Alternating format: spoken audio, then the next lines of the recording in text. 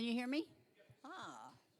Well, I want to welcome everyone to Recovery Church. We've had some technical difficulties, how unusual. So we will not be having any worship music tonight. So I want to welcome everyone here and online.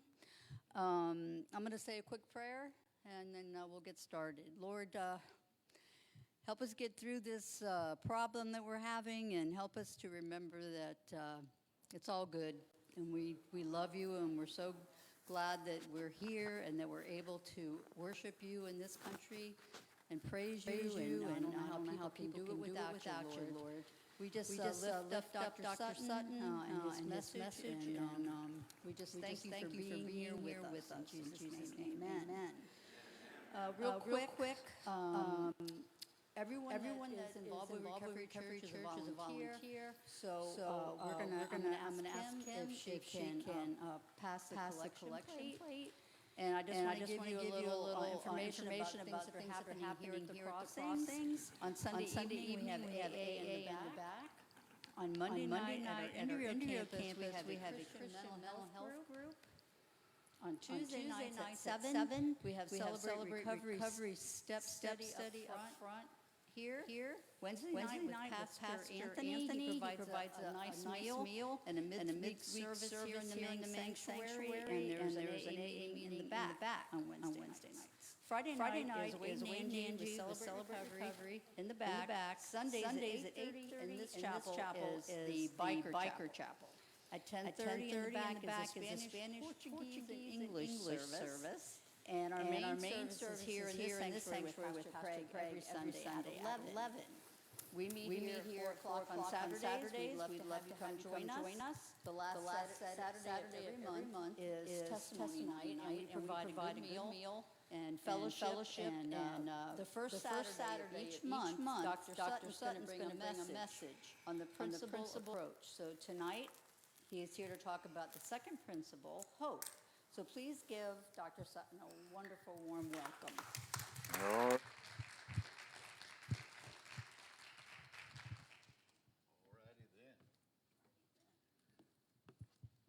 Flat in Baton Rouge, waiting for a train, feeling nearly faded as my jeans.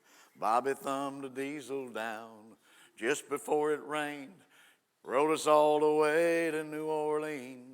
I pulled my harpoon out of my dirty red bandana and blowed it soft while Bobby sang the blues. With a windshield wiper slapping time and holding Bobby's hand in mine, we sang every song that driver knew. Come on, sing if you know it. Freedom's just another word for nothing left to lose. Nothing ain't worth nothing if it ain't free. Feeling good was easy, Lord, when Bobby sang the blues. Feeling good was good enough for me. Good enough for me and Bobby McGee. Let me ask you, how many have never heard that song? Let me see. Anybody here? Wow, that's why you were singing so powerfully. It's just running me over. Yeah, it's great. I think that we need to learn how to lighten up. And, that's I opened a AA convention up in Rochester, New York one time, and there was about 3,000 people there, and I got up and sang Margaritaville. Why not? It's time that we stop pretending that we're something that we're not and just be real, because people are not interested in you if you're not real. And there's an authenticity that's required, and I think the church would do a lot better if we just stop pretending that we're church people and just be people. That's a commentary that has nothing to do with the lesson tonight, but it was really good. Say it was really good. So there was this art collector. He was a multi-millionaire art collector. And his attorney called him up and said, hey, we need to meet. I got a couple things I need to go over with you. And he said, all right, well, come on down. So he went down, and the attorney said, well, I got some good news, and I've got some bad news. The art collector said, well, it's been a rough week. I'd like to just give me the good news to start with. And he said, well, the good news is your wife has bought a collection of pictures for $300, and she thinks they're worth about $5 million. He said, oh, isn't that great that my wife is so smart? And he said, that just couldn't be any better news than that. He said, what is the bad news? He said, well, the pictures are of you and your secretary down at the hotel. Oh, that's just So I teach the thing called the principle approach. And if you really want to get it, there's a book out there with principle approach and workbooks. And I've been doing this for a long time. And every step, we teach the 12 steps, and every step has a corresponding principle. The goal of the class is not just to learn the activities of the step, although we talk about that, but the goal of the class is to learn the principles that correspond to the step. Every step has a corresponding principle. 1 is honesty, 2 is hope, 3 is faith, 4 is courage, 5 is integrity, 6 is willingness, 7 is humility, 8 is brotherly love, 9 is discipline, 10 is perseverance, 11 is awareness of God. And step number 12 says, having had a spiritual awakening as a result of these steps, we tried to carry this message to alcoholics and to practice these. Come on, somebody tell me what that word is. Practice these principles in all our affairs. Many of us exclaimed, what an order, I can't go through with it. Do not be discouraged. No one among us has been able to maintain anything like perfect adherence to these. There you go. We are not saints. The point is we're willing to grow along spiritual lines. The principles, say the principles, we have set down are guides to progress. We claim spiritual progress rather than spiritual perfection. Our description of the alcoholic, and that could apply to anybody in this particular group, of the addicts or the people addicted to food or whatever, our description of the alcoholic, the chapter to the agnostic, and our personal adventures before and after. Oh, by the way, say by the way. This chapter to the agnostic is about not teaching you how to be an agnostic. It's teaching you why being agnostic is so stupid. The chapter to the agnostic and our personal adventures before and after made clear 3 pertinent ideas. A, that we were alcoholic and could not manage our own lives. Number 2, probably no human power could relieve our alcoholism. And C, that God could and would if he were sought. Some people correct me when I do that, but I don't care. I like to do it that way. Here's the deal. Tonight we're on step number 2, and the principle primarily that we're going to talk about is hope. And some of you were in the meeting last night, and I gave you a whole dissertation on hope. But tonight I want to touch on hope and some of the other principles that correspond with it. And then I'm going to teach you how that step actually plays out and how it works and why people have so much difficulty with it, because they don't understand what they're doing, and that we have the blind leading the blind. And it's morphed into something that should have never been to start with. So when we talk about hope, hope is a half of faith. Faith is the substance of things hoped for, the evidence of things not seen. The substance of things hoped for, the evidence of things not seen. The substance of your hope is the sight realm, and the evidence of the unseen world is the thing that God's doing that you can't see. And it's just, there's 2 components that make up faith. That the substance of my hope, what is that made out of? What is the substance of your hope? It's the things that you can see or have seen. Though that's the things that I observe with my eyes, that I've seen happen, and that produces substance. It's tangible. The substance of my hope is a tangible thing. It's what I can see with my eyes. And so the scripture tells us that we walk by faith, not by sight. Sight is the lower realm. And so when we look at that, the substance of my hope is that thing that everybody looks for, but not everybody finds. Hope is anticipation. Hope is to wait and to watch for what you have not seen, and then when you see it, that you might be able to attain it. What is seen that I don't have that activates an excitement or an expectation that I could have that thing. When I begin to see things and I get hope for those things. Hope is to have an expectation that something will happen that has never yet happened, or not happened for a long time, or is questionable that it ever would happen. But all of a sudden we have hope. Hope comes on the scene. Hope comes on the horizon, and we begin to see that things could happen. Hope is to have grounds for believing when there's no real evidence. It becomes something I saw. There's no evidence it would happen for me. But, that's why people buy a lotto ticket. They buy a lotto ticket because they saw somebody else win the lotto. Don't fool yourself. Let me tell you, if that's your retirement plan, buying lotto tickets or scratch-offs, you need psychiatric help. I mean, that's just a silly way to live. But I know people. I got a girl that goes to our home group that her boss, I just saw it on Facebook, her boss won a scratch-off for $1 million.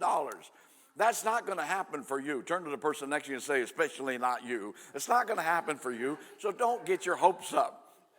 But people go buy lotto tickets all the time. And then what happens? Oh, it's such an amazing thing how hope works. You know, I haven't been paying any attention to lotto. It's like 5 million or 13 million or 12 million or whatever it is. And then all of a sudden something happens and it takes off. The lotto is now 347 million. I need to buy a ticket. Like the 13 million couldn't help you? Is that what it is? Are you crazy? And you know, the odds of doing that are the odds that you're going to wake up one morning on the moon. I mean, it's just not going to happen. So stop it. But when we talk about hope, hope is to trust in uncertainty. Hope is contemplation or dreaming of what you don't have yet or you haven't yet experienced. Hope is a hunger, a longing. Hope is a need or a wish or a yearning. It's often an aspiration or a confidence. I have hope one day. I've had hope along the way to buy myself a new Toyota Tundra. And you know why don't I say, why do you have hope? Come on, say, why do you have hope?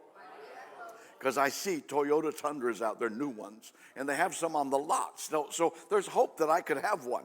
I did stop by the Toyota dealer and look at the sticker price, and then my hope was dashed. I just went back to hopelessness. I said, I could do that, or I could go buy a house. I don't know. I think maybe I'll buy a house instead. They're really expensive toys. When we have this thing of hope, hope has got substance to it, and that substance is different than a wish. A wish is not based on any kind of substance. It's based on false substance. Like if you go to Disney, a wish, when you wish upon a star, makes no difference who you are. Anything your heart desires will come to you. You can go to Disney if you have $185 to get in for the afternoon. That was, and you can even eat there. It's a pizza. You get a slice of pizza for $14.95. It's not bad, So if you've got a few $100s you want to blow for a day, you can go there, and they will tell you a lie that you can have anything that you want. No, you won't have anything. But Disney, they have everything that they want because they got your money. Yeah, that's false hope. Don't do it. When we come to a wish, my granddaughters love to go to Disney, and they see all of that, and they believe it's all true. I mean, it's an amazing thing. But hope is based on seeing, and seeing actually creates hope. Hope is half of faith, the substance of things hoped for, and then there's the evidence of the unseen world. And that's what we get when we go to AA or NA. We go to a recovery meeting, and we hear other people's stories. Then all of a sudden, we see that other people got this, and we get a hope. And then we see the unseen world come into play. We'll talk about that next week, where God begins to do for us what we could not do for ourselves. And at that point, that we combine hope along with the sight realm, along with the unseen realm, and then it couples together, it becomes faith. And as a sidebar to that idea, you can have as much faith as you want to have, or you can have as little as you want to have. You can change your faith level anytime you want. Don't look at me in that tone of voice, because I'm going to tell you how to do it. You can change your faith level anytime you want. All you have to do is increase the substance of your hope or increase the evidence of the unseen world. Either one of those, you add those two together, your faith will increase. And if you don't have enough evidence of the unseen world, go to some big Pentecostal revival and watch people get healed. Well, there you go. You can go to an AA meeting every day for 90 days, measure who the newcomers were when you got there, and 90 days later, you will see God doing what only God could do. So we come to that place where we can increase the evidence of the unseen, or we can increase the seen world, and it will give you hope. Hope. When we talk about hope, we need to be, the scripture tells us that we need to be ready always to give an account of the hope that lies within us. Are you ready to give an account of the hope that lies within you? Are you ready to give an account of the hope that lies within you? Are you listening to me? How many wouldn't answer me no matter what I ask you tonight? Let me see your hand. Are you ready to give an account of the hope that lies within you? Yes. Really? I got you. I got you. Thank you for answering. Thank you for playing along. I got you. Because the truth of the matter is, that implies that I need to go where there are people that are hopeless routinely. And I need to go there and connect with them. Association breeds assimilation. I need to go assimilate into a group of people that have no hope because I am a carrier of that hope. I need to go assimilate. And you know what? Association breeds assimilation. Assimilation produces influence. And then, only then, I have to get to where I know people and have enough influence on them. They look at me and go, can you tell me why you got all that hope? I have to be ready to give an account. I can't give an account to somebody that's not asking the question. Are you all still listening or not? If you have hope inside of you and you're ready to give an account, then get out of the church and find somebody that's hopeless and begin to give an account of the hope that's inside of you. Oh, come on, I'm speaking a lot better than you're responding. The first principle is hope. If you'll operate with hope for a while, then there's another principle that comes in behind it. It's called possibility. And that really is hope, but possibility is where the rubber meets the road, where it really begins to get some traction. There's a possibility. I sat next to people that were sober, and the possibility began to materialize that it wasn't just that I saw it in them, but now it began to materialize that could be mine, that I could actually have sobriety as well, and possibility. So we have hope, and that produces possibility. Possibility produces the next principle, which I call the promise. There are promises. Are these extravagant promises? We think not. Some of you know the material. Some of you are like, what? What's he asking me? Hey, are these extravagant promises? Well, we think not. But I got to tell you what, I think they are extravagant promises, but I'm worth it. So that's another whole subject. The promises didn't start in the big book. Did you know that? The promises were there long before the big book ever came around. The promises were written in the Bible a long time ago. A couple thousand years, those promises have been. In 2 Peter chapter 1, it says, these exceeding great and precious promises. Wait a minute, that's what I want. I don't know about those extravagant promises. I want the exceeding great and precious promises, because every principle that it gives you in 2 Peter chapter 1, if you'll add one principle on the other, you know what will happen? Say, what will happen? Come on, say, what will happen? What will happen is you'll come down to that last promise that says if you do these things, you'll never fall. Guarantee that you don't ever have to drink or drug or get caught again in pornography or get caught again in the Food Network or the buying network. What is that called? The home shopping network or whatever.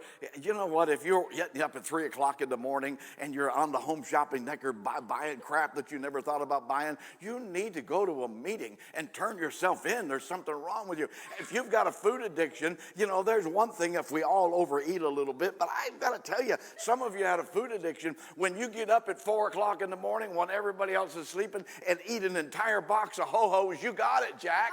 You need to get some help. You need to go to Overeaters Anonymous or somewhere. Go down there and let somebody pray for you. Let Chap down there. He'll pray over you and get that thing gone, you know, or he'll help you eat the Ho-Hos. One of the two. I don't know where he's at with all of that. And we have promise. We start with hope, and then we have possibility. Possibility produces promise. Promise produces fulfillment. The fourth principle in step number 2 is fulfillment. That I have the fulfillment of that, and then hope no longer is hope. Hope becomes faith. When I have the fulfillment, why would I hope for things that I already have? So when I get the things that I have, then I have that fulfillment, and it really, really works well. So when we talk about hope, that's what we have. We have that hope. And God has revealed hope from one person to another. And if you don't know where to find hope, find somebody that has hope and look in their eyes. Because hope is transferred that way. You can look in their eyes and you can see that hope. There's a spark of light there. There's some hope. And if you run out of hope, just find somebody that has hope. And on the flip side, if you get around people that steal your hope, then change company. By all means, bad company produces corrupt, bad manners. I don't know what it is. Anyhow, I got to tell you this. I learned that from our president. I'm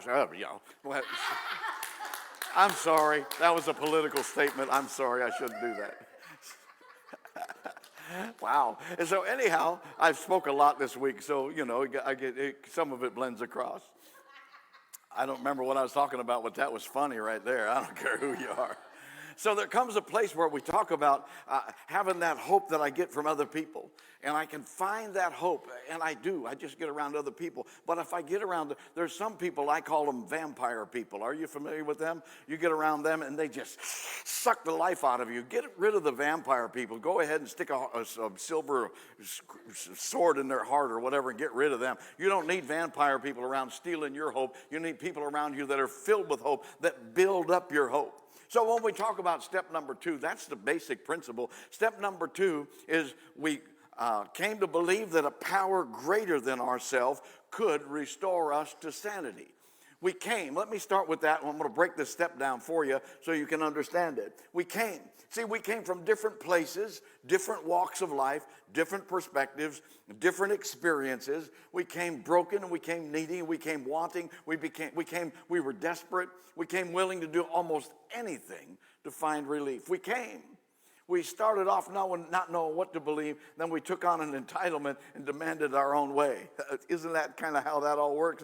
I don't know. I just need your help. And then next week is you can't tell me how to believe. And it's like, oh, shut up, go away. So here's the thing. When we look at that, we came from all different walks of life. Some people come here and, they're from different economic statuses. Some people come here, they're down to their last $300,000 and they don't know what they're going to do. There's other people that come here, they're trying to get $300 so they can go pay the rent. We all come from different levels, and those change. We come from different educational status. Some people come in, they're well educated. Some people come in and have no education at all. Doesn't matter. We came together. And then we came to. Everybody would go, we came to. Go like that. We came to. I came to. I was sitting in a meeting, and then suddenly I realized that there's something going on here. Suddenly I realized, well, maybe I am an alcoholic after all. Suddenly I came to the awareness. I came to. See what happens when we have lost hope. I worked with the homeless for a long time. We had a homeless shelter. And the homeless, I always categorize those as the people that had a lethal absence of hope. Their lack of hope was killing them. A lethal absence of hope. But see, step 2 is about assessing or renewing hope. Hope gives way to the geography of reality, and disappointing reality it can be. In our lives, most of us operated with some kind of hope. Even in our active addiction, we had some kind of hope. Most of us hoped that I could drink another shot of Jack Daniels and I'd feel better. How many had that hope? Or you smoke a little pot because it made you more mellow before you shot the neighbor's cat. And so those things like that. When the mental model of hope dies, when we lose hope, and there's that natural hope. When we lose hope, it's a painful paradigm shift that takes place on the inside of us. It's often disorienting, and it creates anxiety. It's as though the world as we know it ceases to exist. When hope disappears, that paradigm shift happens inside, and suddenly everything looks black. Everything looks gloomy. I know people in recovery that have lost hope. They've lost hope because nobody had taught them how to get hope to start with, and they didn't really realize they needed to operate with hope. Hope is not something you get one time or just when you get sober, but you have that hope. You need to have hope ongoing.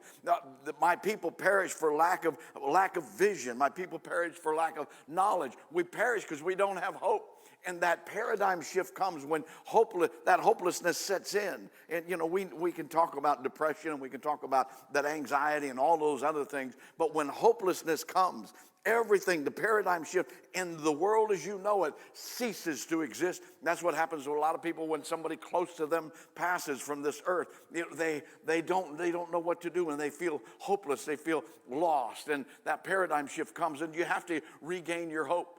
People are, I have been talking to a guy about somebody that's passed recently, and he didn't know what to say. What do I say to him? I said, well, it's really simple. You know, the guy's wife passed away, and it was expected, and she died of cancer, and they've been battling, it was for a while. He said, well, I don't know what to say to him. I said, it's simple. Ask him, what's the thing that you loved about your wife the most? And just let him talk about love. See, all of that grief doesn't operate out of sadness. It operates out of love. And when I have grief, it's because I have love that I don't have anywhere to send any longer. And so they have that love, and you ask them about their love. What was the favorite thing about your dog that died? You know, and they'll tell you, they'll talk more about that than they do their wife. You know, that's another whole subject, you know. When they towed away your truck, what was the favorite thing you missed? You know, well, you know, who knows? I got to tell you that we lose hope, and the world changes. The world as we've known it. And here's the problem when people come into recovery, and I'm going to move into the step a little bit more in a minute, but bear with me. When we have tried and we have failed, and hope comes into play, hope has a powerful anchoring effect. When you find hope and you lose hope, and you repeat the process often enough, hope becomes increasingly elusive. Those people has anybody here ever relapsed after you got sober, you got free from drugs, you relapsed more than once? Like me, I relapsed for years. And so we go back, and a lot of people, we don't measure it the same way. And, you know, other addictions, gambling addiction, you know, the guy, he's spent millions in this casino. He doesn't go to the casino anymore, but he goes down to the church and they have a bingo game, and the next thing he's off and running, he's relapsed again, back into gambling and, you know, playing the odds and all. Well, here's the deal. When we relapse, we lose hope, or we lose hope and then we relapse, and then we find hope, and then we lose hope, and we find hope, and we go back and forth. That hope becomes so elusive. The first time I relapsed and came back in, you know what? Hope, wasn't that hard to find. After I relapsed enough times, I came and it was almost impossible to find hope. I didn't have any hope that I could ever stay sober. And we have that. And here's the better part of that news. The good news is, or the bad news is, you know, the hope becomes so elusive, it's hard to capture. But the good news is, it becomes increasingly valuable. And when you get it, after you've lost it a few times and you get it, you're going to hold on to that hope no matter what. And that becomes a building block in your sobriety. It becomes a building block in how you stay sober. Believing in the principle of hope, and you can keep hope. I'm going to help you with that. There's a process to keep hope permanently. People with long-term sobriety need to know this. The process includes, when you don't feel hope, believe there's hope anyhow. Access hope by connecting with people who have and live and with and instill hope in you. We talked about that at the beginning. We came, then we came to, and then we came to believe. I said we came to believe. It wasn't that we came for belief. We didn't come with belief. We didn't come through belief, but we came to believe. With our feelings, our thoughts, our understanding from exposure and encouragement and experience. We came to believe. We came to believe in the God described in the program, and then the God of your experience. I know you have to come to believe in something. We came to believe, and here's the problem that we have. This belief system is not, see, belief is to think or to judge or to doubt. We have all of that in there. In my belief, what do I believe? And why is it that I believe what I believe? I have judged things accordingly. You judge everything you hear. You're judging everything that I speak tonight. You're a judgmental group of people. That's all I can tell you. You've been judging everything I've said tonight, and if you don't, then you're silly. I judge everything that comes to me. I judge everything that I hear, whether it be true or it not be true, whether it be factual or another, or whether it be somebody that actually knows what they're talking about or somebody that doesn't know what they're talking about. And if you live in 2022 and with the new media that we have, you need to be able to judge effectively what's true and what's not true. You need to judge what's right and what's not. So we judge. That's how we become to believe. And we have to accept things as true, and we have faith in them. That's where we find belief. And we came to believe, and it wasn't just in God. Sometimes people, they come and we want you, we found you now. You asked me for hope. And the only thing I really know is I'm going to lead you to Jesus. So we're going to pray. And then you lead them to Jesus and you say a prayer, which is all fine and good. And then you say, good luck with that. And they don't know Jesus. They don't know what they believe about the Bible. They're not even sure they know what to believe about you. And sometimes I say, well, maybe you don't believe in Jesus. Let me ask you, do you believe that I believe? That might be enough for one day. Do you believe that I believe in God? Do you believe that I have faith? And can you just tap onto that just right along with my faith for a while? Because when we begin to carry a message to people, what we're carrying is not just a message, but we carry them along spiritually. We carry them along with our hope until they find their own way. And we came to believe there's an assimilation that has to happen. Every person that I've ever really been able to help long term, I'm not talking about teaching a class or encountering people or writing a book or whatever, but the people that I've really been able to help personally, I've gotten emotionally involved with them. I've got engaged with them. They know who I am. They know where I live. They know my kids' names. I know them. I know how many times they've been married, and I know the whole gig, and we have assimilated that way. And as a result of that, they get to observe my belief system has to be observable. My belief system has to be tangible and touchable. And then when those people come around, I can offer them something. They can start believing like I believe. And they may not believe exactly the way I believe. They're not required to believe exactly. You're not required to believe what I believe. You have the right to be wrong. So that's kind of how that works. We came to believe that a power greater than ourselves. Oh, there's a lot of people that just get really awful mixed up right here because there's blind people leading you. The person that said you can believe, just make something up, you can believe whatever you want to believe, is lied to you. They have lied to you. Let me try over here. They have lied to you. You just don't need to believe everything. You can just believe whatever you want to believe. That chair can be a power greater than you. You are a liar, and you do not know what you're talking about. Not only you're a liar, you're stupid, because that chair has no intrinsic power at all. It's only molecules that hold it together. It has no power, and you're going to tell somebody they can pray to an inanimate object? Are you crazy? You need to quit talking that way. I hope there's somebody watching on TV, because none of you people would do that here, of course, but that's some other people that are watching. Don't be crazy. A power greater than you cannot be something lesser than you. And if you create it, then you're the creator, and it's the creation, and it cannot help you at all. I need something greater than me. See, you got to understand, here at the Crossings Church, we are here in this Crossing Church. How many know where you're at tonight? Wave your hand. How many are glad to be here? Would rather be here than in the finest insane asylum in the county. Okay, so you're in the right spot. So we're here in the Crossings Church. It's part of Fort Pierce. I had to think what city I was in, but it's part of Fort Pierce. I was going to say Detroit, and it's not good. So this is part of Fort Pierce. Fort Pierce is part of the state of Florida. The state of Florida is part of the United States. And so we could say that the Crossings Church is the United States.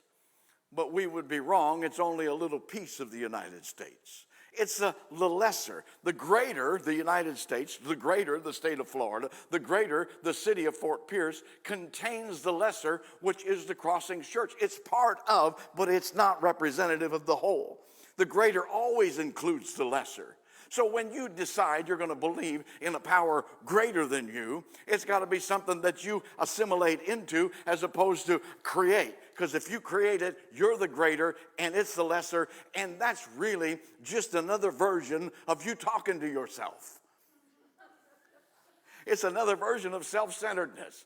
Self-centeredness, self-seeking, self-will run riot, we believe, was the core of our dilemma. If selfishness is the core of your dilemma, then selfishness cannot possibly be your solution. You can't get well on selfishness, and you can't find God on selfishness. And if you go to a church and they teach self-centeredness, you need to come here so you can get fed. They're lying to you. The truth of the matter is you need to learn that word well enough that you can go teach somebody. Jesus didn't say, if you're in leadership, feed my sheep. He said, feed my sheep. And that's what your assignment is, to go find hopeless people, give them hope, and begin to teach them what you know. That's how you grow up. And you become a full-grown adult Christian. And we have a lot of very, very, very nice grade school Christians that are waiting for the pastor on Sunday morning to feed them. I don't go to that church anymore. I just don't get fed. You need to grow up and quit that nonsense. You're as crazy as those people who are believing in a lamppost. Stop it. there comes a place where we're supposed to grow up, or a place where we're supposed to master this and become, we become that kingdom person where we're out helping other people. The problem is we don't really know any other people except for the Christian people, and we see them on Sunday morning. I never want anybody to Jesus on Sunday morning. I don't get any followers on Sunday morning. I do when I go to an AA meeting, and I don't get all of them. Some of them don't like me, and that's good. You know, some of them, when they listen to me, they get a resentment. And I tell them, you got a resentment out of what I said? Good. You got something out of the meeting? Take it home and work on it. I can't help you with that. But some people that are looking for some real help are trying to find somebody that really knows what they believe. A power greater than me cannot be lesser than me, so you can't create it. Well, we can come to our own conception of God. Okay, I'll give you that. We can come to our own conception of a power greater than ourselves, and I'll explain to you how that works.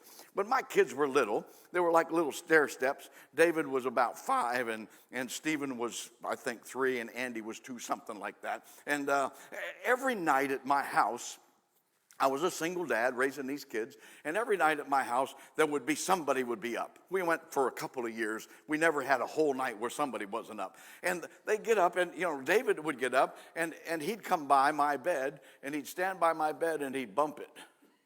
He'd bump the bed. He'd say, Dad, are you awake? And he'd keep bumping that bed, and finally, I'd say, yeah, and he goes, I'm going to get a drink. So he'd go off and get a drink, and then he'd come back, and he'd start bumping the bed again. He said, you awake? I said, yeah. He said, I'm going back to bed now. I said, oh, good. That'll be great. Good night, David. Love you, Dad. Okay. And so my second son, Stephen, he would sit up in the middle of his bed, and he'd go, Dad, Dad, Dad, Dad.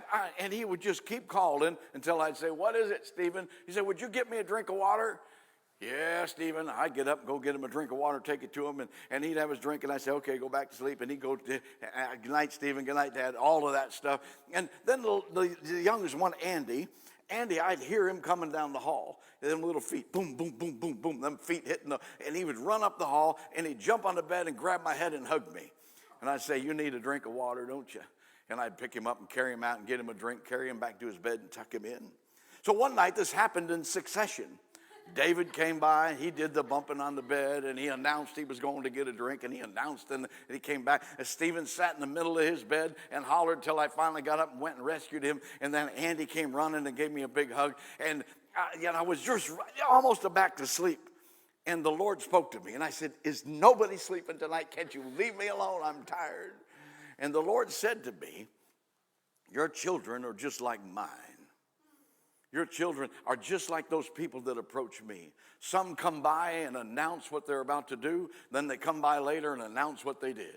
Some sit in the middle of their dilemma and call until I come and rescue them. And some just run up and jump on my lap and give me a big hug, and I do for them. All of them have a different approach to me. Their approach to their dad did not change their dad. Their approach to their dad just defined how they saw things.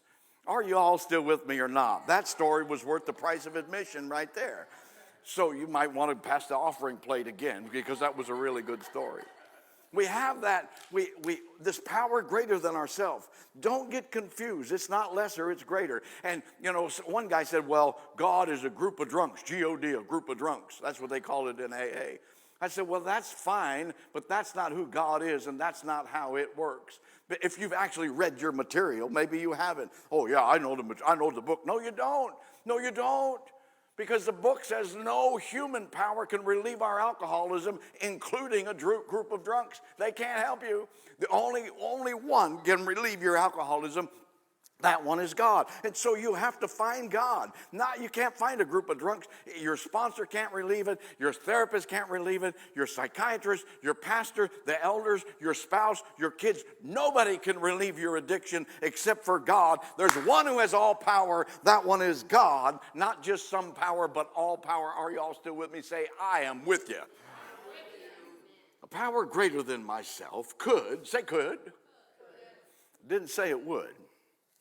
A power greater than myself could restore me to sanity. Could restore me. I love to watch the old cars. There was a lady pulled up at one of the AA meetings I was at this week up in Port Orange. She pulled up with like a 1942 Ford something or other. I mean, it was kind of cut and chopped, and it wasn't like an original car. But she come rolling up, and the club emptied to go out and look at the car. It was pretty. I like the old cars that they restore back to the original. What it was original. See, you can't restore something unless it had original there.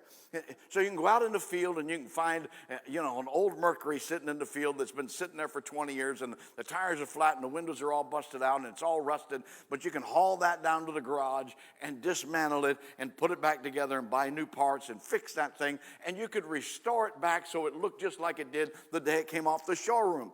The problem that you find if you didn't know what it looked like originally, then you might be like Johnny Cash and you just get different pieces and put it together and it would look like some kind of freakazoid. But no, we find the original pattern, what it was originally, and we restore it back to that. In this step where it says that God could restore us to sanity is a pretty good indicator that there was sanity there before you fell into your addiction. So I use that to refute people that are sure they were born alcoholics. You weren't born an alcoholic. You might have been born with characteristics as somebody that's got an addictive nature. Your mother might have been addicted to crack and you carried into her addiction. But the truth of the matter is, we weren't, for the most part, we're not born alcoholic. You were not born with a gambling addiction or born with a food addiction. We developed those. Those are things that we worked on. We got better at as we went along, or worse at, depending on how you want to word it. So we have this thing where we look at the beginning. Were you born an alcoholic? No, you were born with sanity according to this step. Because we're going to restore you back to the sanity that you had before you lost your mind in whatever Jack Daniels or tequila or crack or whatever it was you were doing. And some of the people think part of the insanity is you think you're a social drinker. You were never a social drinker. You didn't even want one. You wanted 12. From the day, come on. There are no social crackheads, so we don't even need to talk about that. And there comes a place where we're going to be restored back to sanity. That means sanity was there at some level before we lost our minds and got into our addiction. And I'm going to explain to you that insanity was certainly not about the crazy things I did when I was drinking. Did anybody else do crazy things in your addiction? I did some really crazy stuff. But I've got people that I know that are sober, that do crazier things than I do. There are people that I know that don't drink at all, that jump out of perfectly good airplanes. That's crazy. That's crazy thinking right there. Well, you're going to jump out of an airplane while it's still running, of all things. I think that's crazy. That's insane. My son doesn't think so. He jumped out of an airplane, and he's never signed up for it again. So I'm thinking maybe he learned his lesson. I don't know. How crazy are you? I know some people that are crazy. They're just crazy. I have a sister that's never really drank. I wish she would. I told her, I'll buy you as much liquor as you need so you can become an alcoholic and go to AA and get help, because you are nuts. Because she's way off out there. You got to understand that I was not born with this insanity. This insanity developed over a period of time. And the insanity was not the stupid stuff I did when I got drunk and did crazy things. That had its own dimension. But the insanity was much deeper than that. I had an insane way of looking at the world. My perspective of the world really came down to that I had this idea that I didn't need anybody. I built walls around my addiction. I built walls around me. I lived in isolation because I didn't want anybody close enough to me to see how much I was drinking and how much I was using it. And I didn't want anybody close enough to see the crazy thing I was thinking. And before you judge me, and before you think, well, that's not me, let me ask you tonight, how many are glad you don't have a little video projector on the top of your head that portrays all of the things that you think? Boy, wouldn't that be a world if whatever I think pops up on the screen. Holy Toledo, and it kind of does now. It's called computers, but that's another subject. I'm glad that I am not on display with my thinking. You see, I still have some barriers. Now I have some boundaries and that. But this thing that we're talking about was a presentation in my mind, a way of looking at life that I didn't need people. I was born with a need for people, and I developed the need not to have people. You were either unnecessary or you were dispensable. And, and unnecessary, I didn't need you at all. And then there was a lot of people. And there were some, I needed you for a while. I didn't have relationships. I took hostages. And when I was done, I'd just throw you away. Kind of like I'd throw anything else away I wasn't using anymore. And there comes a place where, I didn't think I needed people. I lived that way. I was totally convinced I didn't really need people.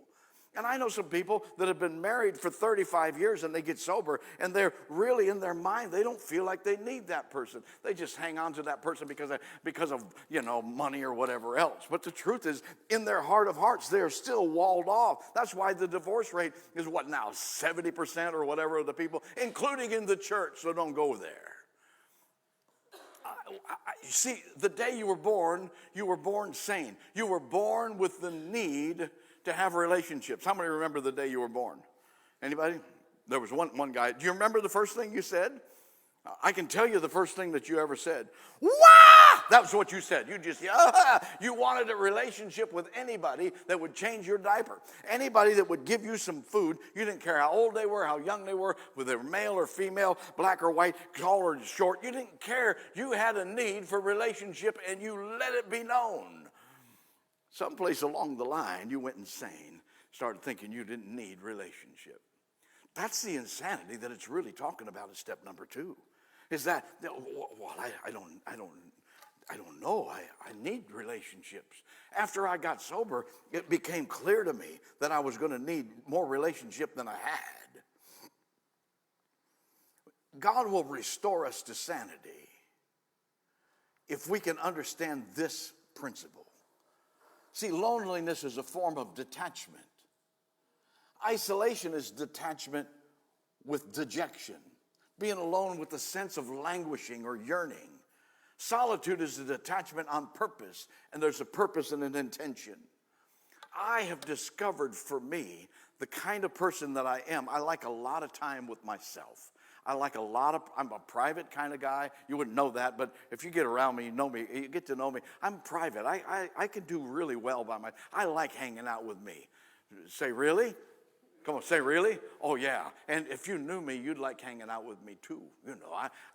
I'm a great guy. I'm a great guy to hang around with. I hang around with me, so I happen to be an expert at that. And you do the same thing. You think you're right all the time, and you like your company. See, we live in that. But today it's not isolation. When I was in my addiction, it was isolation. And there was a real problem with it, because isolation produced all of the wrong things. Proverbs 18:1 says this: whoever isolates himself seeks his own desire. He breaks out against all sound judgment. Does that sound like you? Yes. Isolation is entered into by fear. Solitude is activated by prayer. See, we got into isolation because we were afraid anybody's going to find out about us. We did the thing, we do it in the church as well, but we compared how we feel to how other people look. I compared my inside to your outside. In the church, I call it the religion of comparative contemplation, and I can give you a verse for it, but that's another whole subject. Isolation is a place of self-indulgence where I hurt other people. Solitude is a place of self-denial where I'm giving back. Isolation is a place of silence. Solitude is a place of communication. Isolation is a place where I'm running away from something. Solitude is a place where I'm running to something. Isolation is a place of draining. Solitude is a place of filling. Isolation is a place of turmoil. Solitude is a place of peace. Isolation is a place of self-will. Solitude is a place of self-control. You remember that one right there in the gifts of the Spirit. Solitude is a place of isolation is a place of inconsistency. Solitude is a place of constancy. Isolation is a place of the flesh. Solitude is a place where the Spirit is in charge. Isolation is a place of worry. Solitude is a place of waiting. Isolation is a place of evil. Solitude is a place of love. Isolation is a place of confusion. Solitude is a place of wonder. Isolation is a place of fear. Solitude is a place of prayer. Isolation is a place of weakness. Solitude is a place of power. Isolation is a place where the devil seems to reign supreme. That's in the big book if you didn't know that. Solitude is a place of God. He who dwells in the secret place of the Most High shall abide under the shadow of the Almighty. Do you know where the secret place is that it talks about? How many know where that secret place is? It's where you keep your secrets. It's where you keep your secrets. And I have to let the secrets, I have to let the walls down. I have to allow not only you in, but I have to allow God in. I will not trust God who I have not seen if I can't trust you who I have seen. I will not love people who I've seen, but love God who I have not seen if I can't love people who I have seen. So I need to allow you to come in. You need to come with your light. You need to come with your hope to me and allow me to see that hope and allow the walls to begin to fall. And when I see that hope in you and I make that connection with you and I formulate some dimensions of trust and formulate a place where I can really make a connection with you and you stand with me and you walk with me for a while, that God that's on the inside of you suddenly becomes very, very appealing to me. Remember, it's by attraction, not promotion.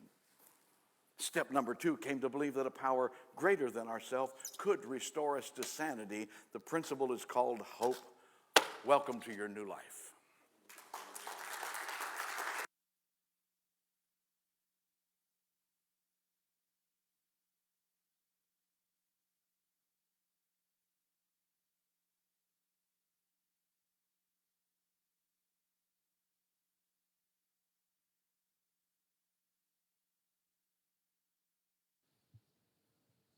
Hello. There we go. Thank you, Dr. Sutton. This is the time we're going to come before we sign off. This is the time we talk about the crosses. We have surrender crosses, what we do here. Like in AA, they do the chips and the different things like that. We do a surrender cross. We have on the end of the month, we do the anniversary, 6, 9 years, and 4th. This is for now. If you're willing to give up something right now, or you've given up something, anger, cigarettes, whatever it is, today's your first day being sober. Come up and get a cross. Take a cross here, it'd be no problem. All righty. Well, I'm going to pray us out. And I just want to also put on prayer Lyle. He's homesick. Pastor Lyle, he's homesick. He's got a cold, whatever it is, corona, whatever. But he's homesick, and we want to lift him up in our prayers tonight. So, Lord, we just come to you and just thank you for everything that you've done for us, that you have your hand on, that we don't even know that you're doing, Lord. The way that you're moving in our lives that we don't see, but we have the hope and the faith that you are there, Lord, doing it. And we just thank you. And in Jesus' name we pray. Amen. I'd like to say goodbye to everyone online. And we're going to have, if you're here, we have